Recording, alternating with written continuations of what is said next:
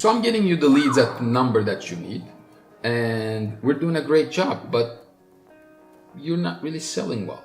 Why does that happen?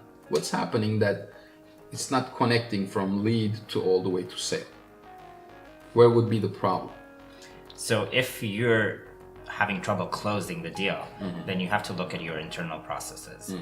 You have to make sure that you have a very clear path from the minute you get a lead, who calls that person or contacts them, how, what is the script, who follows up. And when you say script, you're talking about the phone conversation. You have to have everything what are set the up. Exactly what it doesn't have to be, like a telemarketing script. Correct. That is not what I mean. But what are the points that you have to touch? You don't want to wing it. You can have a conversation, but you have to have those few bullet points that you're gonna have to hit. Understanding what the pain point of the person you're talking to would be one of those. And then who follows up?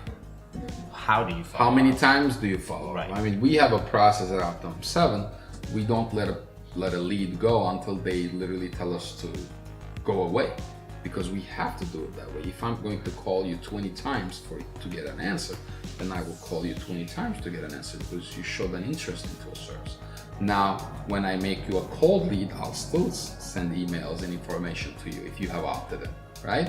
But a lot of it's actually very important. 50% of it is getting the leads, but the other 50% is selling to leads. So let's do a simple math. Let's say I'm a genius and I get you 100 leads at $10 a pop, right? You spend $1,000 with me.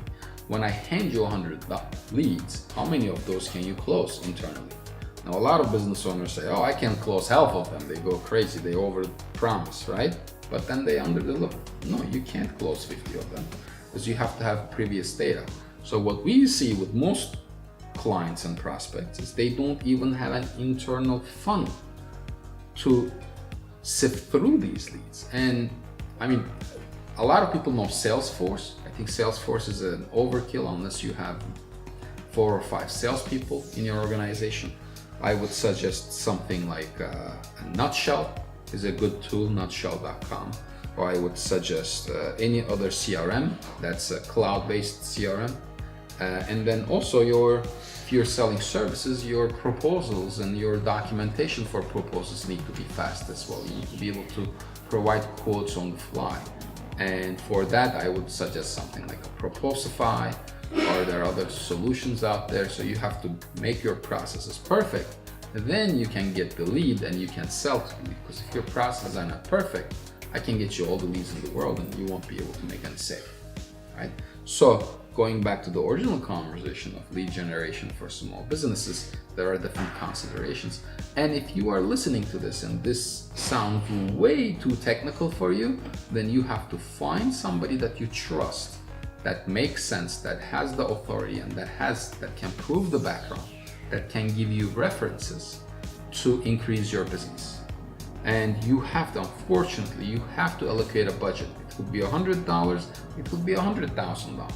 Your business is not going to increase itself. Competition is not going to decrease. Competition, especially in this country, will always increase. And you have to always up your game in terms of lead generation, in terms of sales, in terms of marketing. And if you don't, your competition will do better than you. It's just the reality of a free market.